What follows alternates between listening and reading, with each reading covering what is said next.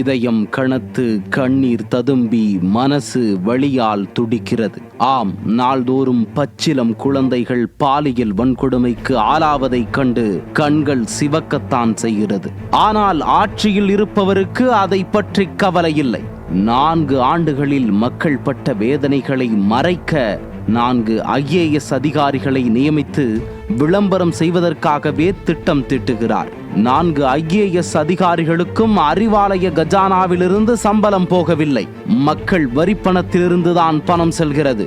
நம் பணத்தில் கருணாநிதியின் மகனும் பேரனும் பெரிய சாதனையாளர்கள் என விளம்பரம் செய்ய போகிறார்கள் அதிகாரிகள். சரி, செய்யட்டும். அரசு திட்டங்களை பட்டியலிடும் முன் 4 ஆண்டுகளில் தமிழகத்தில் நடந்த கொலைகள் எத்தனை என்பதை சொல்ல வேண்டும். கடந்த 4 ஆண்டுகளில் சுமார் 7327 கொலைகள் நடந்திருக்கிறது. அது ஏன் நடந்தது, எத்தனை இடத்தில் காவல்துறையும் உளவுத்துறையும் தோல்வியடைந்தது என்பதை சொல்ல வேண்டும். நீட் தேர்வு ரத்து என்கிற திமுகவின் பொய் வாக்குறுதியால் இதுவரை 24 மாணவ செல்வங்களையும் அவர்தம் பெற்றோரையும் இழந்திருக்கிறோம். அது குறித்து முதல்வர் வருத்தப்பட்டாரா என்பதை சொல்ல வேண்டும். இறுதியாக பாலியல் வன்கொடுமைகள், குறிப்பாக குழந்தைகளுக்கு எதிரான பாலியல் வன்கொடுமைகள் ஏன் அதிகரித்தது, எப்படி அதிகரித்தது என சொல்ல வேண்டும்.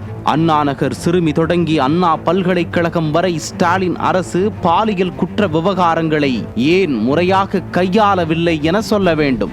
எத்தனை அதிகாரி கொண்டு எப்படி விளம்பரம் செய்தாலும் பெண்களுக்கு பாதுகாப்பு வேண்டும், அதற்கு ஐயா எடப்பாடியாரே முதல்வராக வர வேண்டும் என மக்கள் முடிவு செய்து விட்டார்கள். அதனால் அரசு பணத்தில் இதுவரை செய்த வீண் செலவுகள் போதும். ஸ்டாலின், 4 அதிகாரிகளுக்கு செய்வதற்கு நிறைய வேலைகள் இருக்கும், அதை செய்ய சொல்லுங்கள்.